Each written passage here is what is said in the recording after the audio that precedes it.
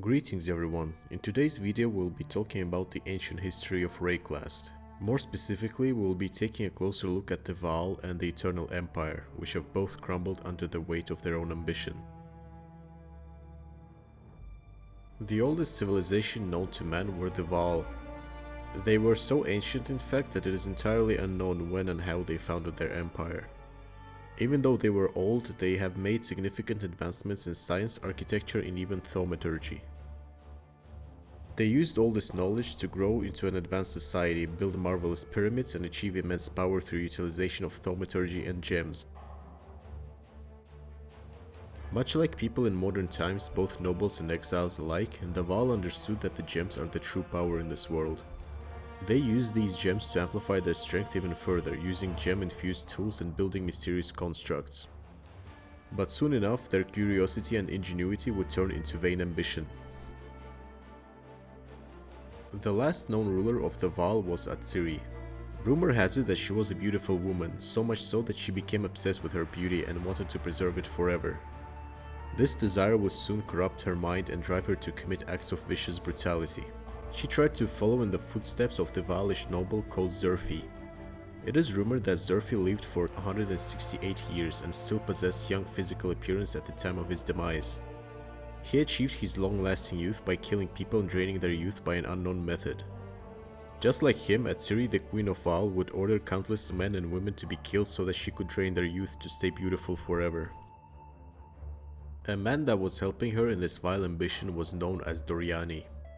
He was a gifted scientist and thaumaturgist and was described having divine talent and demented ambition.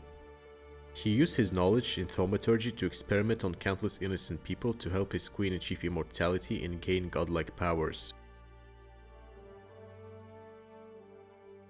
The ambition of the Vaal would soon enough lead them to their downfall.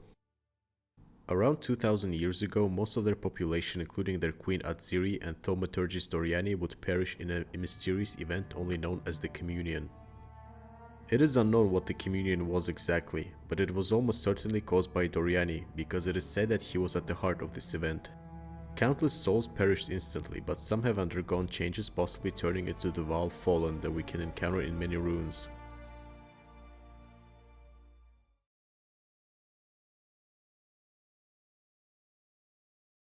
"500 years before the fall of Vaal, new people emerged from the Azmerian mountains. While the Azmeri were nowhere near as advanced as Vaal, the Vaal still wanted to help them in establishing their society. They shared with Azmeri many secrets about science, economics, and other vital knowledge needed for developing into a prosperous nation. They did not, however, share their knowledge of gems and thaumaturgy with them, which actually ended up saving the Azmeri people from sharing the fate of Vaal.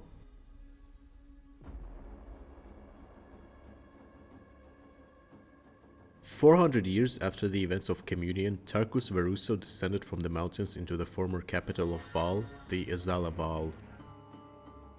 He then proceeded to claim this land, renaming it to Sarn and proclaiming that this day will be known as the day when the Eternal Empire was formed. Tarkus swore that his Eternal Empire will not make the same mistakes the Vaal did, and banned all thaumaturgy to safeguard his citizens from its corrupting influence. The gems, however, were deemed too dangerous to be destroyed and were taken to Highgate and buried in the mountain.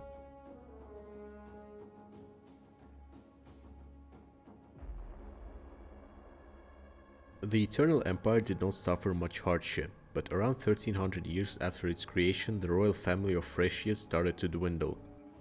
The last Fresian emperor, called Izaro, could not produce any heirs and came up with a radical method to elect the new emperor. He discovered that many centuries ago, when Azmeri were still dwelling in the mountains as simple tribes, they used trials of ascendancy which determined the fittest person to rule over a tribe.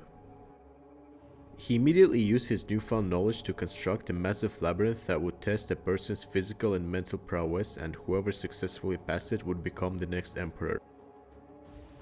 Chitus, a young member of the powerful Perandas family, decided that it was his chance to seize the throne. He thought that Izaro was too mentally unstable to rule the empire and had deep resentment towards him.